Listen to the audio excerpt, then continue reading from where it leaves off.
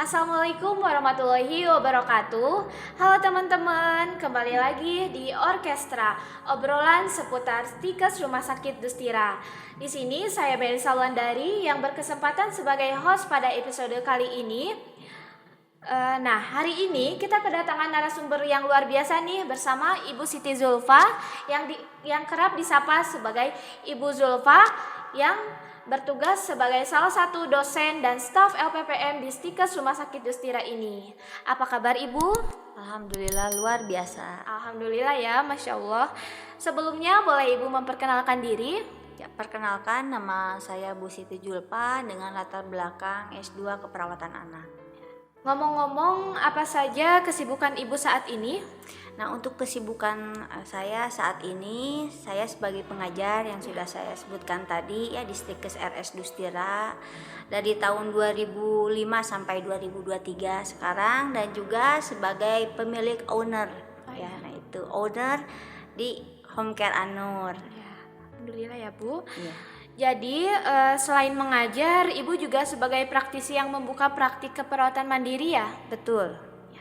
Baik, kira-kira pelayanan apa saja yang Ibu lakukan pada praktik keperawatan mandiri ini? Ya, pelayanan yang saya berikan salah satunya ya, yang pertama itu perawatan luka ya. Perawatan luka karena diabetes mellitus yang pertama. Yang keduanya itu perawatan holistik ya. Untuk perawatan holistik kita memberikan terapi yang sifatnya komplementer. Di antaranya itu adalah bekam ya. Itu.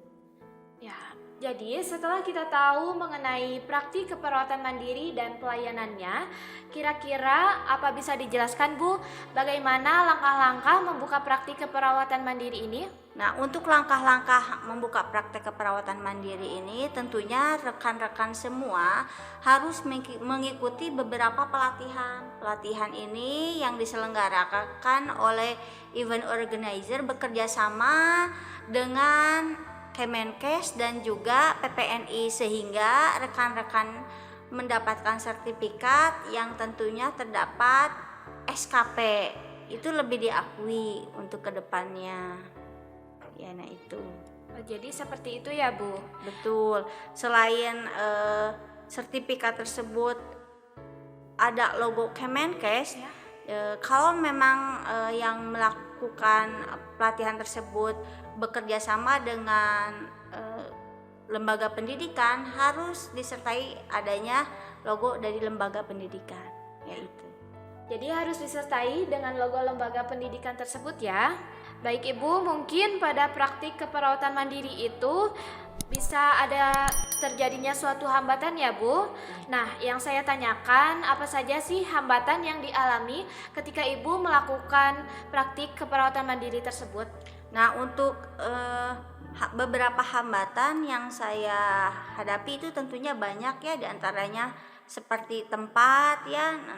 Saya secara perlahan itu mendirikan tempat tersebut ya, secara perlahan, dan tentunya berproses ya. Nah, itu tidak seperti membalikan telapak tangan. Yang pertama itu. Kemudian yang kedua adalah perizinan.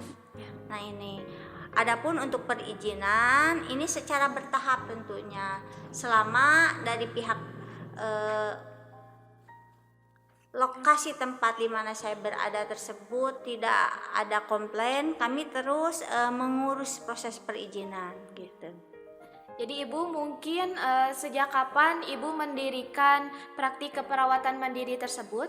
Saya mendirikan praktek keperawatan mandiri itu sejak tahun 2019 saat terjadinya pandemi COVID-19 ya. Nah, COVID-19 kan diambil dari tahun di mana terjadinya ya. Ya, nah, itu. pada tahun 2019. Ya, di mana masyarakat ada ketakutan mendatangi pusat pelayanan. Dari situ saya berinisiatif untuk membuka home care.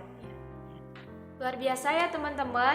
Jadi Ibu termotivasi membuka praktik keperawatan mandiri itu karena dengan adanya masyarakat yang sungkan untuk ke rumah sakit, Adanya ketakutan.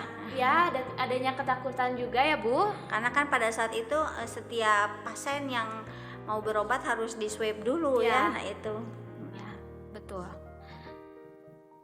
Baik Ibu, kalau boleh tahu bagaimana Ibu memanajemen atau merencanakan waktu antara pekerjaan, praktik, dan keluarga? Nah, untuk memanajemen waktu, karena saya sebagai seorang istri, sebagai seorang ibu ya, dan juga sebagai seorang karyawan di Stikes RS Dustira ini, maka pelayanan yang saya lakukan itu dari pukul 4 ke sana. Oh iya. Ya, sehingga saya mengusahakan tidak mengganggu waktu kerja saya gitu. Itu mungkin. Jadi Ibu punya jadwal tersendiri ya untuk membuka praktik keperawatan itu? Ya, saya punya jadwal tersendiri. Dan tentunya kalau sudah kita menerima pasien itu harus memiliki komitmen yang tinggi, apalagi pasien luka gitu.